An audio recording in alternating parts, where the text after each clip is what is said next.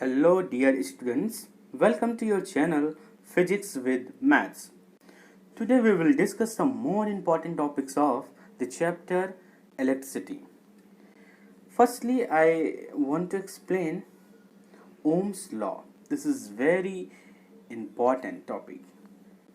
So, what is Ohm's law? We can read here. If physical states of a conductor like length, temperature and pressure, etc. remain unchanged, then current I flowing in a conductor is directly proportional to potential difference between its ends. ये है Ohm's law का statement. क्या कहता है कि अगर physical state किसी भी कंडक्टर की अगर physical state like length, temperature, pressure इनमें कोई भी चेंज ना हो रहा हो यानी रिमेन अनचेंज, तो होता क्या है कि जो किसी भी कंडक्टर में जो करंट आई फ्लो करती है वो इनके जो इनके बीच का इनके एंड्स के बीच का जो पोटेंशियल डिफरेंस होता है उसकी डायरेक्टली प्रोपोर्शनल होता है। कहने का मतलब है अगर I की वैल्यू बढ़ेगी तो V की वैल्यू भी बढ़ेगी, अगर I की वैल्यू घट रही है तो V की वैल्यू भी घटेगी। तो ये एक रिलेशन आता है I और V के बीच में। इसी को हम लोग ऐसे भी लिख सकते हैं like V is directly proportional to I। और students you know very well, जब भी हम लोग प्रोपोर्शनलिटी का साइन हटाते हैं तो कोई ना कोई कांस्टेंट आता है और इस कांस्टेंट को हम लोग यहाँ पे R कहते हैं। तो ये कुछ इस तरीके से बन जाएगा V equal to I R. तो ये रहा हमारा Ohm's law where R is a constant and it is called electrical resistance of the conductor. तो ये हमने ओम्स लॉ को समझा कि कोई भी कंडक्टर उसकी फिजिकल स्टेट अगर रिमेन अनचेंज यानी चेंज नहीं होती हैं तो वो आई जो होता है करंट उसमें वो कंडक्टर के एंड्स के बीच के पोटेंशियल डिफरेंस के डायरेक्टली प्रोपोर्शनल होता है। यानी I is directly proportional to V, V is directly proportional to I and V is equal to IR, where R is a constant which is called electrical resistance। अब हम लोग resistance की बात करेंगे। Yes, so what is resistance? This is the property of a conductor due to which it opposes the flow of current through it is called a resistance of the conductor, or we can say electrical resistance। आप लोगों को पता होगा कि किसी body पे कुछ भी अगर फ्लो होता है तो बॉडी का एक नेचर होता है कि वो बिल्कुल भी ऐसा कुछ फ्लो करना नहीं देना चाहता है, हमेशा उसका रेजिस्टेंस यानी अपोज करता है। तो कुछ ऐसा ही इलेक्ट्रिसिटी में होता है, यानी किसी कंडक्टर में अगर करंट फ्लो करती है तो उस कंडक्टर उस मटेरियल की एक प्रॉपर्टी होती है कि वो नहीं चाहती कि उसके ऊपर से या उससे कोई चीज पास हो यानी इलेक्ट्रिक करंट पास हो। तो उसकी बॉडी का ही एक बिहेवियर होता है, एक प्रॉपर्टी होती है जो उसको रेजिस्ट करती है यानी अपोज करती है। इस अपोजिशन की जो ये प्रॉपर्टी होती है इस प्रॉपर्टी को ही हम लोग कहते हैं electrical resistance.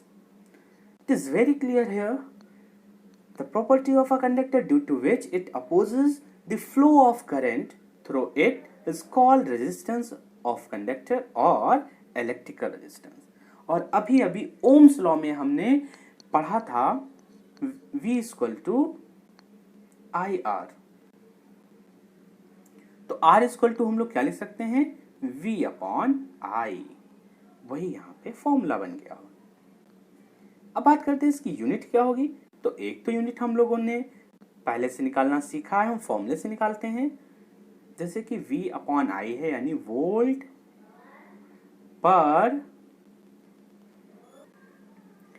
V upon I. हाँ, तो यूनिट कैसे हम लोग निकालेंगे, V मतलब वोल्ट और नीचे है I यानी एम्पियर, तो इसको हम लिख सकते हैं वोल्ट पर एम्पियर। और इसी का ही एक निक नेम कह सकते हैं ओम।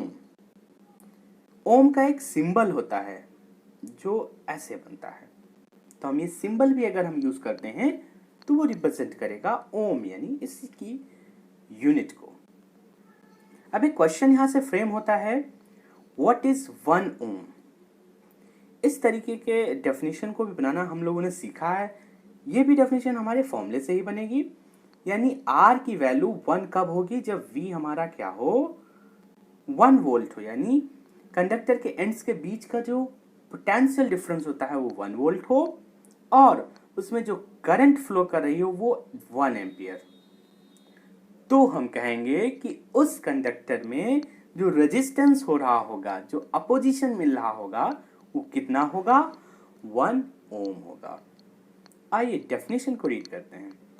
If a potential difference of 1 volt across the ends of a conductor and a current of 1 ampere flowing through the conductor, then resistance of conductor will be 1 ohm. तो ये हुई हमारी डेफिनेशन 1 ओम की। Verification of Ohm's law.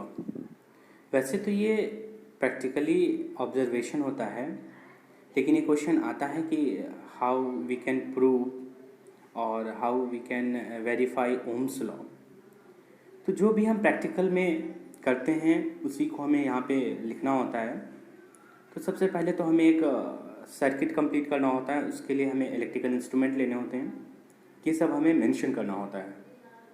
We have to write that we are taking voltmeter, ammeter, key, resistance wire, rheostat, battery.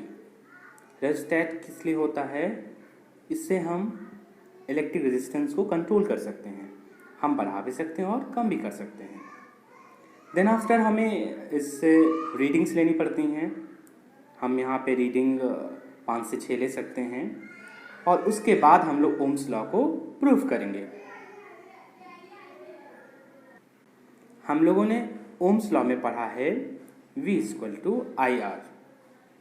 From here we can write V upon I = R, which is a constant.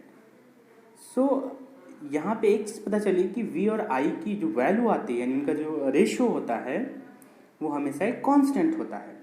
तो हम इसमें करेंगे क्या, इनकी readings, यानी हमने reading ले ली, यानी V1 पे कोई ना कोई I1 होगा, V2 पे I2 होगा, इस तरीके से V3 पे I3।